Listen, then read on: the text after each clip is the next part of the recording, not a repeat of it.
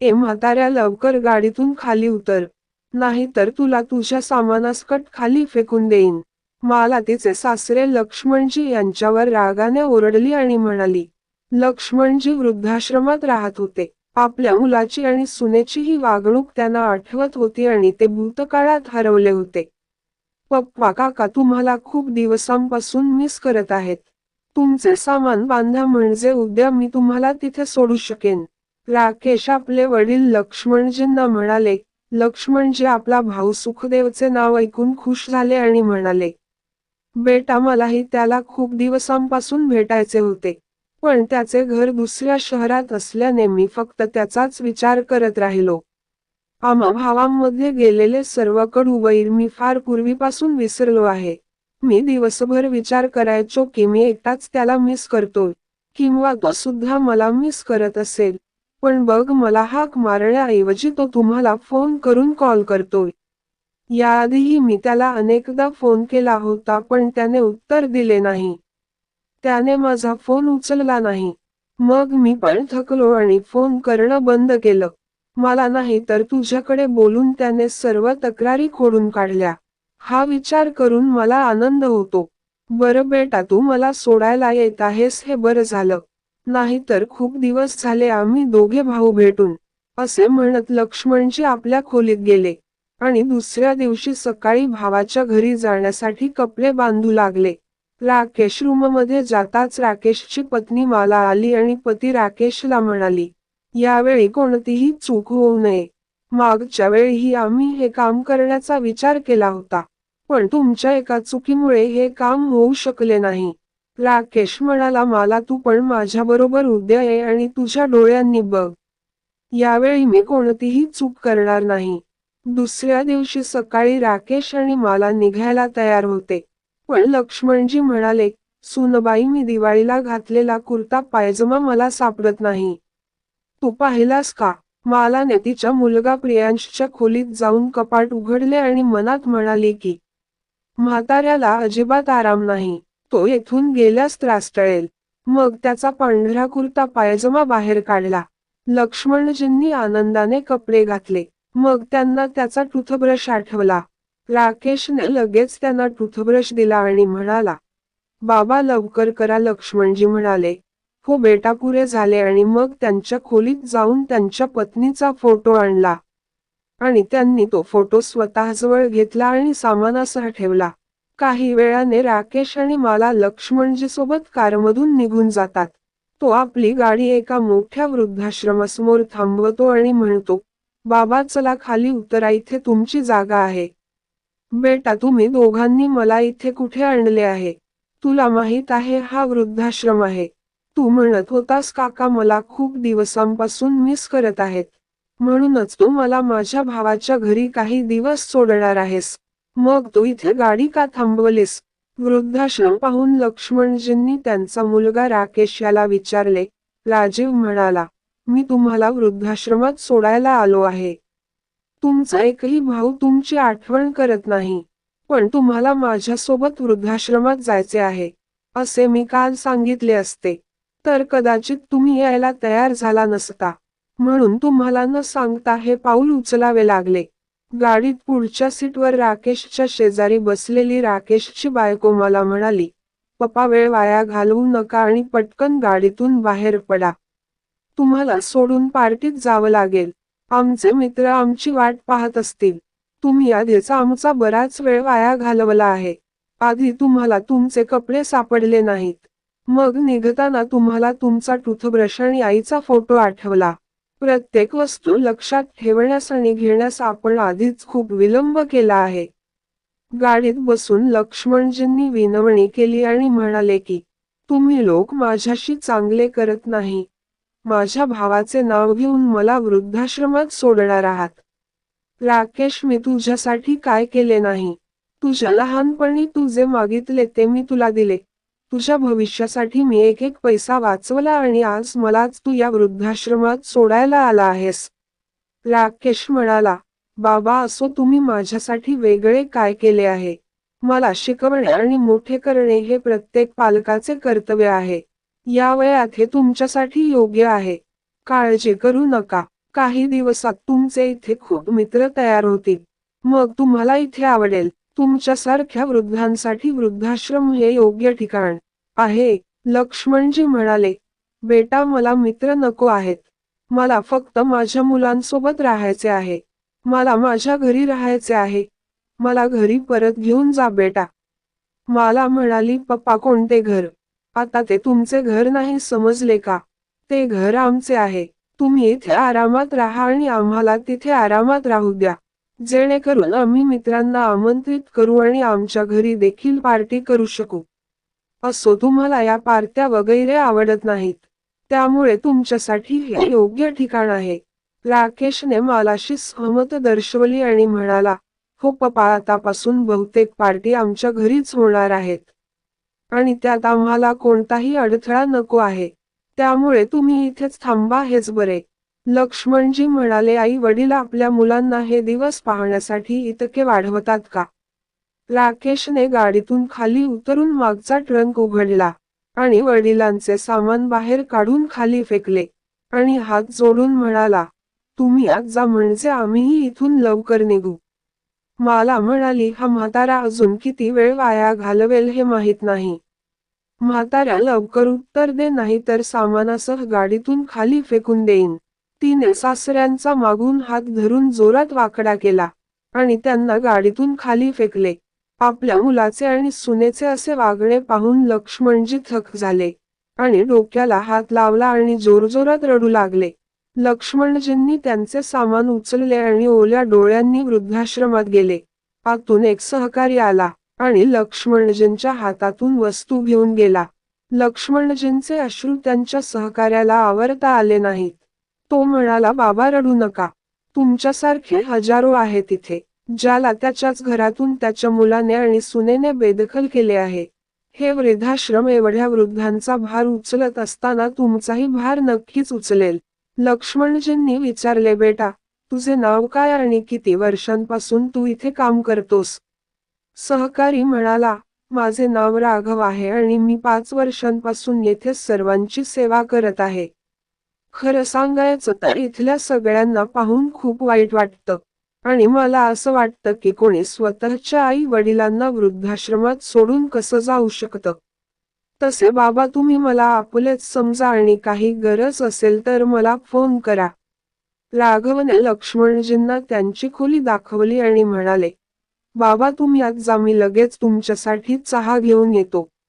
लक्ष्मणजी खोलीत जाऊन बसले. लक्ष्मणजी रूमच्या बेडवर बसून रडत होते आणि राघवने त्यांच्यासाठी चहा आणला तेव्हाच्या सगळ्या घटना आठवत होत्या.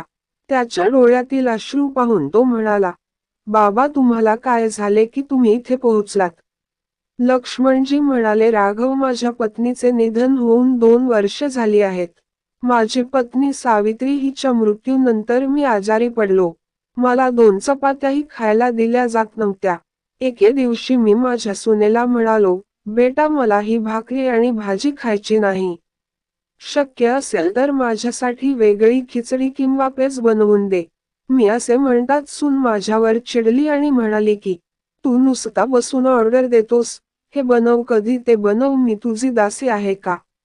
कधी विचार करतोस का? हे माझे म्हणणे उघडे कान देऊन ऐक.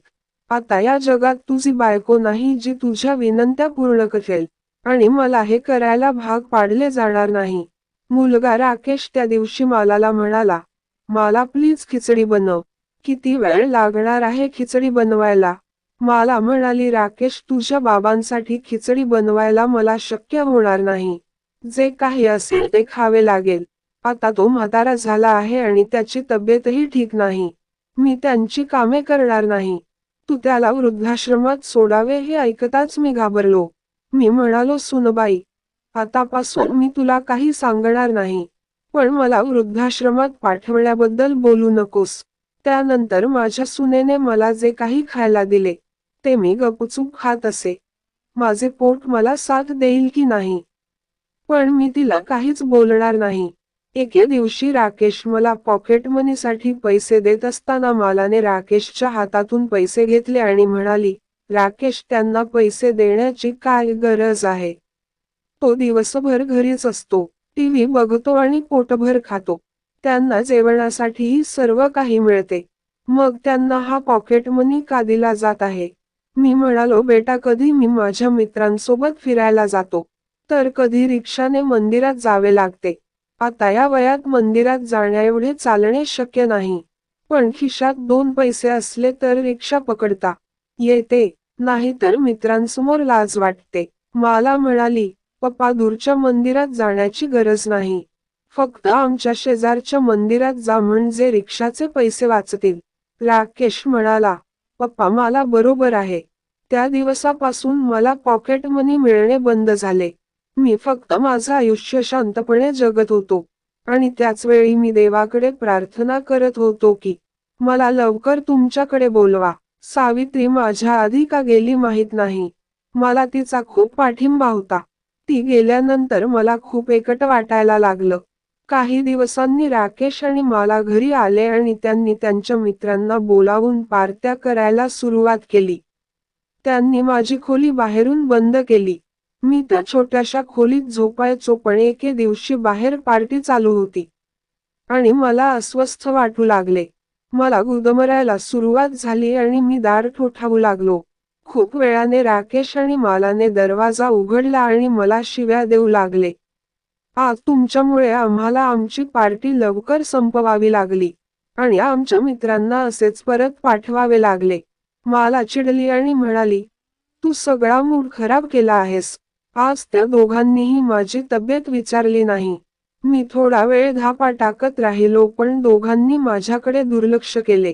माझ्या खोलीत गेलो आणि आज मला माझ्या भावाच्या नावाने हाक मारली. भावाच्या घरी जायचे आहे असे खोटे बोलून येथील वृद्धाश्रमात सोडल. मी विनवणी करत राहिलो, पण त्या दोघांनी माझे ऐकले नाही. लक्ष्मणजीची संपूर्ण कहाणी ऐकून राघवचेही डोळे पाणावले. राघव म्हणाला, बाबा, मग का? तुम्हाला त्यांच्यासोबत घरी परत जायचे आहे का? त्यांना तुमची काळजीही नाही. निदान इथे तरी तुमची काळजी घेतली जाईल. लक्ष्मणजी म्हणाले, आठवणी घराशी निगडीत असतात. माझ्या आणि सावित्रीच्या आठवणींच्या सहाय्याने मी माझे आयुष्य त्या घरात घालवले असते आणि माझे शेवटचे श्वास माझ्या घरात पूर्ण व्हावेत अशी माझी इच्छा होती. माझ्या घरातून माझी अंत्ययात्रा निघावी असे मला वाटत होते. माझा मुलगा आणि सून हे वर्तन करत होते. राघव म्हणाला, बाबा, काळजी करू नका. तुम्ही इथेच बसा, मी तुमच्यासाठी पाणी आणि चहा घेऊन येतो. लक्ष्मणजींनी आपले अश्रू आवरले आणि बॅगेतून सावित्रीचा फोटो काढला आणि ते पाहू लागले.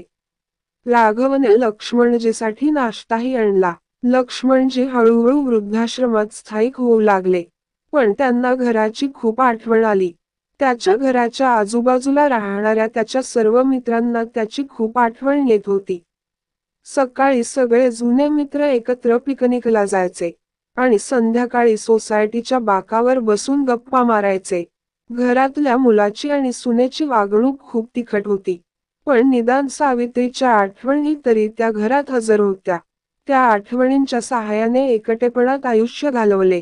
एके दिवशी लक्ष्मणजी वृद्धाश्रमात काही झाडे लावत होते. तेव्हा लक्ष्मणजीचे मित्र नाईकजी यांची मुलगी मुग्धा हिने त्यांना पाहिले. काका, तुम्ही इथे कसे? मुग्धाला पाहताच लक्ष्मणजी भावूक झाले आणि त्यांनी संपूर्ण घटना मुग्धाला सांगितली.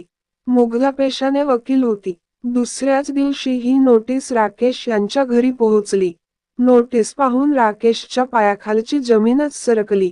राकेश मालाला म्हणाला, घर रिकामे करण्याची नोटीस आली आहे. माला रागाने म्हणाली, राकेश, तू मूर्ख आहेस का? पप्पांना वृद्धाश्रमात नेण्यापूर्वी त्यांनी घराचे कर्ज पूर्ण भरले आहे की नाही हे तपासायला हवे होते. आता आपण काय करणार? आम्ही कुठे जाणार? राकेश म्हणाला, घराचे कर्ज पूर्ण भरले आहे. मग मला कळत नाही की घर रिकामे करण्याची ही नोटीस का आली आहे. आता आपण या वकिलाकडे जाऊया ज्याने आम्हाला ही नोटीस पाठवली आहे. राकेश आणि मला मुग्धाजवळ आले आणि म्हणाले, आम्हाला हे घर रिकामे करण्याची नोटीस का आली आहे? आम्ही या घराचे मालक आहोत. मुग्धाने लक्ष्मणजींना आतून हाक मारली आणि म्हणाली, जर तुम्ही या घराचे मालक आहात तर हे कोण आहे? लक्ष्मणजींना पाहताच मुलगा आणि सून स्तब्ध झाले आणि म्हणाले, बाबा, तुम्हीच त्यांना सांगा की या संपत्तीचा खरा मालक मी आहे. शेवटी माझाही या घरावर तुमच्या इतकाच हक्क आहे. लक्ष्मणजी म्हणाले, तू खरा मालक कधीपासून झालास? ते म्हणाले की अखेर मी तुझ्यासाठी सर्व काही केले. तुला शिकवले आणि आज तुझ्या पायावर उभे राहण्यास सक्षम केले. आणि सुनबाई नेहमीच तुला मी माझी मुलगी मानली. पण तुम्ही दोघांनी माझे काय केले?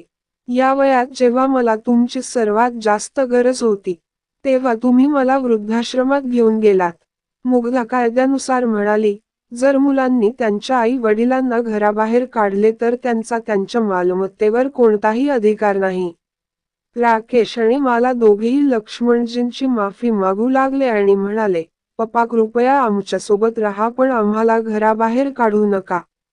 मला म्हणाली, पप्पा तुम्ही मला तुमची मुलगी मानलीत ना? तुम्ही आमच्याशी हे कसे करू शकता?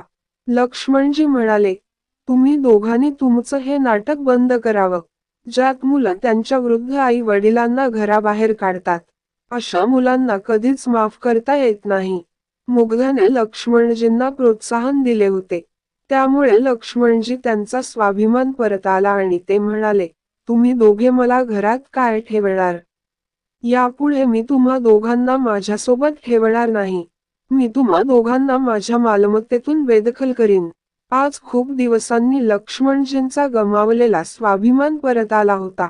आणि नशिबाचा खेळ असाच खेळला होता. आता लक्ष्मणजी वृद्धाश्रमाऐवजी स्वतःच्या घरी परतले होते. ज्या घरात परतण्याचे स्वप्न त्याने सोडून दिले होते.